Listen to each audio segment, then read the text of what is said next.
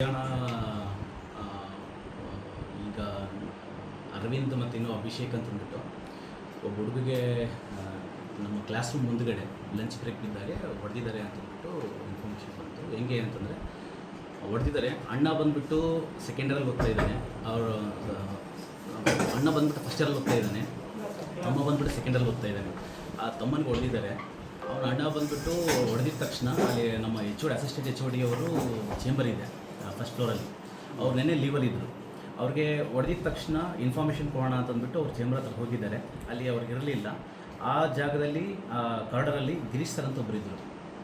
ಅವ್ರಿಗೆ ಇನ್ಫಾರ್ಮೇಷನ್ ಕೊಟ್ಟಿದ್ದಾರೆ, ಸರ್ ನಮ್ಮ ತಮ್ಮನಿಗೆ ಹೊಡೆದಿದ್ದಾರೆ ಹುಡುಗರು ಅಂತಂದ್ಬಿಟ್ಟು. ಸೊ ಅವ್ರು ಇಮಿಡಿಯೇಟಾಗಿ ನನ್ನ ಹತ್ರ ಕರ್ಕೊಂಡ್ಬಂದರು.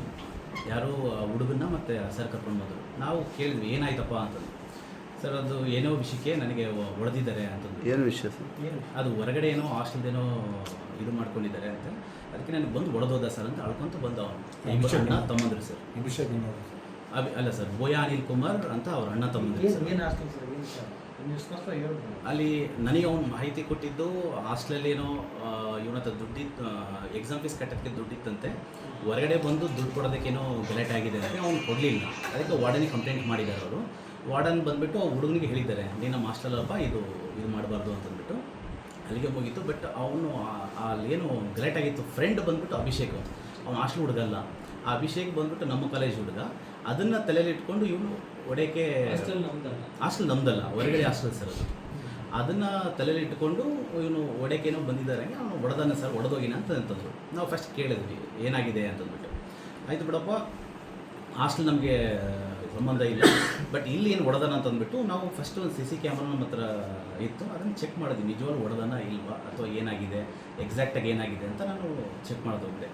ಸುಮಾರು 12:35 ಆ ಥರ ಬಿಟ್ಟಾಗೆ LH10 ಅಂತ ನಮ್ಮ ಕ್ಲಾಸ್ ರೂಮ್ ಇದೆ, ಅದು ಎಕ್ಸಾಕ್ಟ್ ಡೋರ್ ಮುಂದೆ ಅವನು ಅಭಿಷೇಕ್ ಮತ್ತು ಅರವಿಂದ್ ಏನೋ ಹುಡುಗರು ಬರ್ತಾರೆ.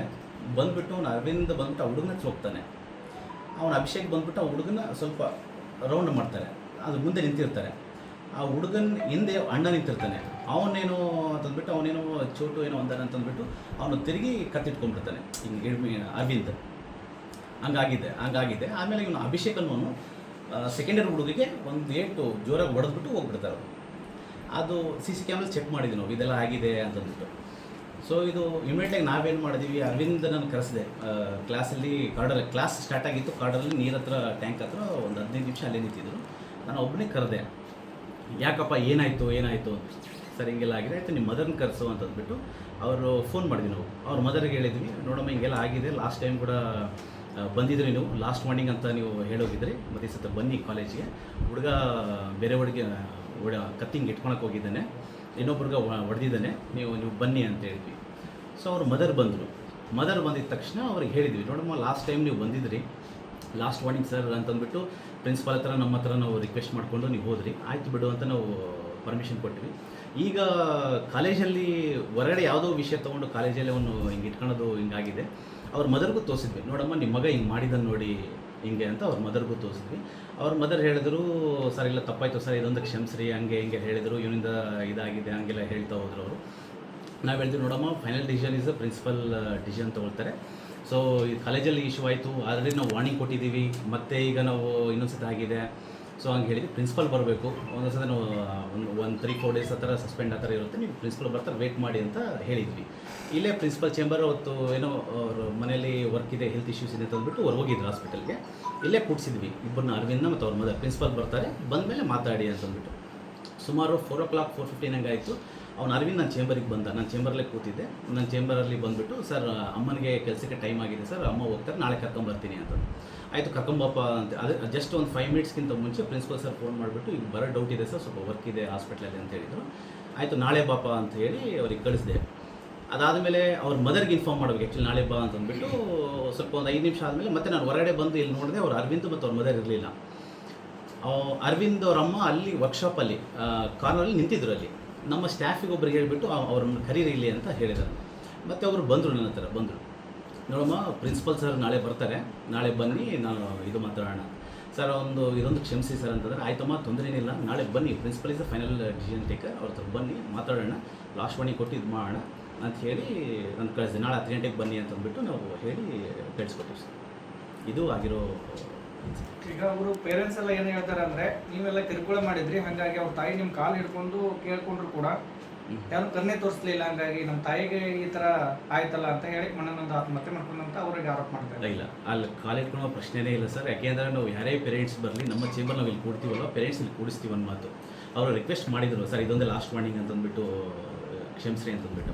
ಅದಕ್ಕೆ ನಾವು ಪ್ರಿನ್ಸಿಪಲ್ ಸರ್ ಹತ್ರ ಬರ್ತಾರಮ್ಮ, ಪ್ರಿನ್ಸಿಪಲ್ ಸರ್ ಹತ್ರ ವೇಟ್ ಮಾಡಿ, ಮತ್ತು ನಾವು ಇವತ್ತು ಬಾ ಅಂತ ಹೇಳಿದ್ದೀವಿ ಅವ್ರ ಮದರ್ಗೆ. ಇವತ್ತು ಮದರ್ಗೆ ಬಾಮ ಪ್ರಿನ್ಸಿಪಲ್ ಸರ್ ತಾಗ ಹೇಳಿಬಿಟ್ಟು ಲಾಸ್ಟ್ ವಾರ್ನಿಂಗ್ ಕೊಟ್ಟು ಇದು ಮಾಡೋಣ ಅಂತಂದ್ಬಿಟ್ಟು ಆಲ್ರೆಡಿ ಒಂದು ಸತಿ ಇನ್ಫಾರ್ಮ್ ಮಾಡಿದ್ವಿ ಆಲ್ರೆಡಿ. ಇದೇ ಲಾಸ್ಟ್ ನೋಡಪ್ಪ, ನೆಕ್ಸ್ಟ್ ರಿಪೀಟ್ ಆಗಬಾರ್ದು ಅಂತ. ಅವ್ರ ಮದರ್ನೂ ಬಂದರು, ಆಯಿತು ಸರ್ ತುಂಬ ಥ್ಯಾಂಕ್ಸ್ ಸರ್, ಇದು ಲಾಸ್ಟ್ ವಾರ್ನಿಂಗ್ ಅಂತಂದ್ಬಿಟ್ಟು ಹೋದರು. ನೆನ್ನೆ ಇನ್ಸಿಡೆಂಟ್ ಆದಾಗ ಮತ್ತೆ ಪ್ರಿನ್ಸಿಪಲ್ ಸರ್ ಇರಲಿಲ್ಲ ತಾನೆ, ಅದಕ್ಕೆ ಇಲ್ಲಿ ಕೂಡಿಸಿದ್ವಿ. ಮತ್ತು ನಾಳೆ ಇವತ್ತು ಬನ್ನಿ ಅಂತ ಹೇಳಿದ್ವಿ ಅವ್ರ ಮದರ್ಗೆ. ಖುದ್ದಾಗಿ ನಾನೇ ಅವ್ರು ಹೋಗಿದ್ದವ್ರನ್ನ ಮತ್ತೆ ಕರೆದು, ನಾಳೆ ಬನ್ನಿ ಅಮ್ಮ 10 ಗಂಟೆಗೆ ಬನ್ನಿ, ಸುಮಾರು 10-10ವರೆಗೆ ಬನ್ನಿ, ಒಂದು ಅರ್ಧ ಕೆಲಸ ಇರುತ್ತೆ ಅಂತೇಳಿ ಒಂದು ಅರ್ಧ ಗಂಟೆ ಬಂದು ಮಾತಾಡ್ಕೊಂಡು ಹೋಗಿ ಸರ್ ಹತ್ರ ಹೋಗಿ ಏನು ಚಿಕ್ಕ ವಿಷಯ ಅಂತ ಹೇಳಿಬಿಟ್ಟು ನಾವು ಕಳಿಸಿದ್ವಿ. ಯಾವುದೇ ಕಾರಣಕ್ಕೆ ಅವರಿಗೆ ಕಾಲಿಟ್ಕೊಳ್ಳೋದು ಆ ಥರ ಇದು ಅಭಿಷೇಕ್ ಇಲ್ಲ ಅವರು ಸರ್ ಕೂಡ ಹೊಡ್ಕೊಂತ ಬರ್ತಾರೆ ವಾಪಸ್. ಅಲ್ಲಿ ಹೊಡಿತಿದ್ದಾರೆ ನಮ್ಮ ಸರಿಗೆ ಇವಾಗ ನಾಗರಾಜ್ ಸರ್ ಅಂತ ಎದಕ್ಕೆ ಬಂದ್ರಿ ಅಂತ ಹೇಳಿದಕ್ಕೆ ಹೊಡೆದ್ರು.